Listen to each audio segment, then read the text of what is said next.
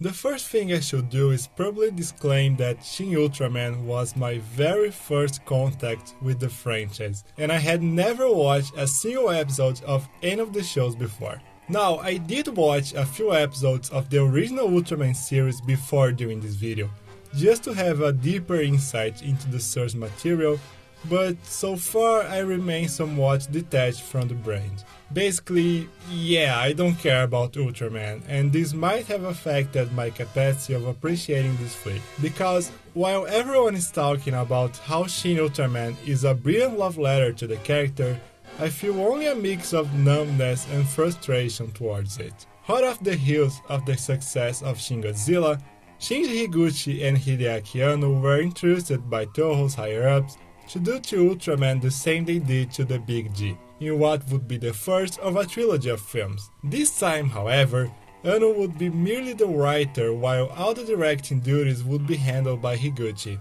This might not have been a very good idea because while the director did try to emulate his friend's anime-inspired style, the final result very often falls short of the same level of quality seen in their previous work. As I discussed in my video about Shin Godzilla, Hideaki Anno took a very anime-inspired approach to the blocking and editing of this movie, favoring quick cuts, unusual camera angles, and lots of people standing around while talking. The actual quality of the final product notwithstanding, the reason why this approach works so well is because it marries neatly with its political thriller angle. It is a fast-paced story, full of surprising developments at every turn, so it makes sense for the editing to reflect this as well. Not to mention that it just looks good, with Anno having enough restraint not to overdo any of his gimmickier techniques. Higuchi, on the other hand, doesn't seem to have this grasp of good taste, and constantly bombards us with wacky, visually polluted shots that can't tell us what is important. Like, what the fuck am I supposed to look at here? This actually ties into a wider problem of Shin Ultraman, which is the fact that it tries very hard to be Shin Godzilla, not only aesthetically, but also in its approach to storytelling. For those unfamiliar with the source material, the original Ultraman series followed the exploits of the Science Patrol, a special task force investigating and combating extraterrestrial threats, often resorting to shooting the aliens. The Science Patrol from the movie is actually a government agency, composed of scientists and bureaucrats who have a more coordinative role on the fight against giant monsters. Instead of going after the invaders themselves, the protagonists rather sit in front of computers screaming numbers at each other while the army does the actual shooting, exactly like the protagonist of Shin Godzilla. This approach made a ton of sense for that movie because it was a disaster flick satirizing the Japanese government's response to an unprecedented catastrophe. Ultraman meanwhile remains a character-driven alien invasion plot that only briefly touches on the political implications of such an event inside the universe, instead focusing on how a handful of people react to it.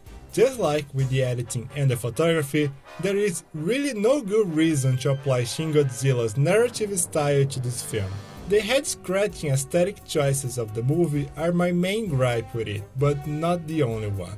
Personally, I took issue over the episodic nature of the film, adapting in broad strokes some of the most famous episodes of the TV show into loosely connected segments. This is par for the course in many movie adaptations of Japanese television, I'm aware of that, which doesn't mean I have to dislike it any less. It makes the film tiresome to watch, with a climatic battle happening every 30 minutes. By the time Ultraman is kicking Mephula's ass, you kinda just want for the film to be over already. It is particularly frustrating since there is a semblance of narrative thread binding the whole piece together in the form of the title character's journey of self-discovery. Interestingly enough, this thread does make Ultraman more integrated into the film's main plot than he was in the original shows, where more often than not he felt like an afterthought. Still, it feels unfortunately difficult to experience this angle of the story with the scattered tone of the film. This feeling of good ideas buried beneath dubious execution was a constant through the flick,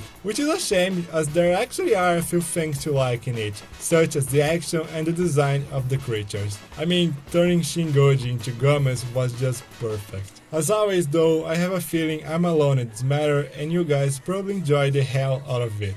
I am eager to read your takes on this film, so don't forget to share that in the comments below. Also, let me know if you'd like to see me sit through the rest of the Ultraman franchise to see if I change how I feel about this film. Regardless, more content this way comes. Until then.